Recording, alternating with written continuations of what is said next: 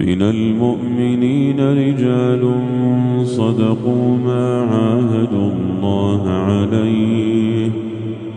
فمنهم من قضى نحبه ومنهم من ينتظر وما بدلوا تبديلا